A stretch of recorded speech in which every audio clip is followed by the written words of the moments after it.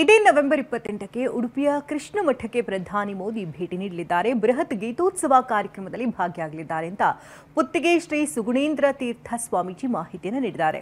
ಸುವರ್ಣ ತೀರ್ಥ ಮಂಟಪ ಹಾಗೂ ಕನಕನ ಕಿಂಡಿಯ ಸುವರ್ಣ ಕವಚವನ್ನು ಪ್ರಧಾನಿ ಉದ್ಘಾಟಿಸಲಿದ್ದು, ಇನ್ನು ವಿಶಾಲ ಗದ್ದೆಯಲ್ಲಿ ನಡೆಯುವಂತಹ ಲಕ್ಷ ಕಂಠ ಗೀತ ಗಾಯನ ಕಾರ್ಯಕ್ರಮದಲ್ಲಿ ಮೋದಿ ಕೆಲವು ಶ್ಲೋಕಗಳನ್ನು ಪಠಣೆ ಮಾಡಲಿದ್ದಾರೆ.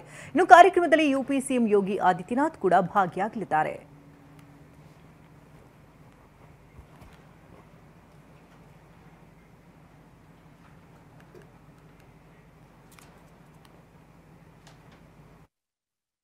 ಬೆಳಿಗ್ಗೆ ಸುಮಾರು 9:30-10 ಗಂಟೆಗೆ ಪಾರಾಯಣ ಪ್ರಾರಂಭ ಆದರೆ 12ವರೆಗೆ ಪಾರಾಯಣ ಮುಗಿಯುತ್ತದೆ.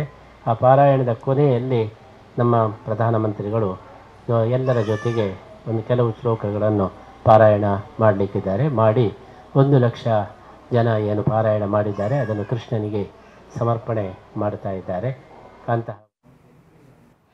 ಇದೇ ನವೆಂಬರ್ 28ಕ್ಕೆ ಉಡುಪಿಯ ಕೃಷ್ಣ ಮಠಕ್ಕೆ ಪ್ರಧಾನಿ ಮೋದಿ ಭೇಟಿ ಕೊಡ್ತಾ ಇದ್ದಾರೆ. ಬೃಹತ್ ಗೀತೋತ್ಸವ ಕಾರ್ಯಕ್ರಮದಲ್ಲಿ ಪ್ರಧಾನಿ ಭಾಗಿಯಾಗಲಿದ್ದಾರೆ ಅಂತ ಪುತ್ತಿಗೆ ಶ್ರೀ ಸುಗುಣೇಂದ್ರ ತೀರ್ಥ ಸ್ವಾಮೀಜಿ ಮಾಹಿತಿ ಕೊಟ್ಟಿದ್ದಾರೆ.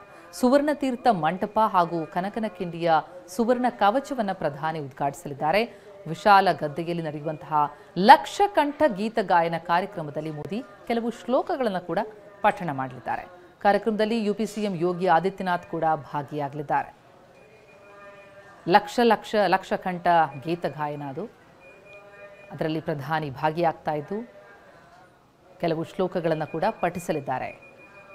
ನವೆಂಬರ್ 28ಕ್ಕೆ ಪ್ರಧಾನಿ ಮೋದಿ ಕೃಷ್ಣ ಮಠಕ್ಕೆ ಭೇಟಿ ಕೊಡ್ತಾ ಇರೋದು.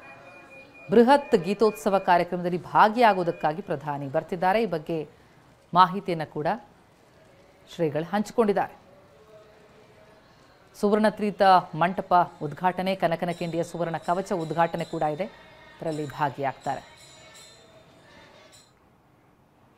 ರಾಜ್ಯಕ್ಕಿಂದು ಉಪರಾಷ್ಟ್ರಪತಿ ರಾಧಾಕೃಷ್ಣನ್ ಭೇಟಿ ಕೊಡ್ತಾ ಇದ್ದಾರೆ. ಹಾಸನ, ಮಂಡ್ಯ, ಮೈಸೂರು ಜಿಲ್ಲೆಗೆ ಉಪರಾಷ್ಟ್ರಪತಿ ರಾಧಾಕೃಷ್ಣನ್ ಭೇಟಿ ಕೊಡ್ತಾ ಇದ್ದಾರೆ. ಬೆಳಗ್ಗೆ 9 ಗಂಟೆಗೆ ಹಾಸನದ ಶ್ರವಣ ಬೆಳಗೊಳಕ್ಕೆ ಆಗಮಿಸುತ್ತಾರೆ. ದಿಗಂಬರ ಜೈನ ಮಠದ ಕಾರ್ಯಕ್ರಮದಲ್ಲಿ ಉಪರಾಷ್ಟ್ರಪತಿಗಳು ಭಾಗಿಯಾಗಲಿದ್ದಾರೆ. ಬೆಳಗ್ಗೆ 10 ಗಂಟೆಗೆ ಮಂಡ್ಯ ಜಿಲ್ಲೆಯ ಮೇಲುಕೋಟೆಗೆ ಆಗಮಿಸುತ್ತಾರೆ.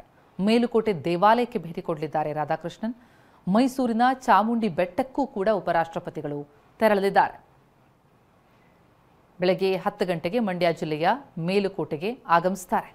ಉಪರಾಷ್ಟ್ರಪತಿ ರಾಧಾಕೃಷ್ಣನ್ ರಾಜ್ಯಕ್ಕೆ ಭೇಟಿ ಕೊಡ್ತಾ ಇದ್ದು ವಿವಿಧ ದೇಗುಲಗಳಿಗೆ ಭೇಟಿ ಕೊಡ್ತಾ ಇದ್ದಾರೆ. ಮೈಸೂರಿನ ಚಾಮುಂಡಿ ಬೆಟ್ಟಕ್ಕೆ ಭೇಟಿ ಕೊಡಲಿದ್ದಾರೆ. ಮೇಲುಕೋಟೆ ದೇವಾಲಯಕ್ಕೂ ಕೂಡ ಭೇಟಿ ಕೊಡಲಿದ್ದಾರೆ. ಹಾಗೆ ಶ್ರವಣ ಬೆಳಗೊಳಕ್ಕೆ ಆಗಮಿಸ್ತಾ ಇದ್ದಾರೆ. ಬೆಳಗ್ಗೆ 9 ಗಂಟೆಗೆ ಶ್ರವಣ ಬೆಳಗೊಳ, ನಂತರ 10 ಗಂಟೆಗೆ ಮೇಲುಕೋಟೆ, ಆ ಬಳಿಕ ಮೈಸೂರಿನ ಚಾಮುಂಡಿ ಬೆಟ್ಟಕ್ಕೂ ಕೂಡ ತೆರಳಿದ್ದಾರೆ.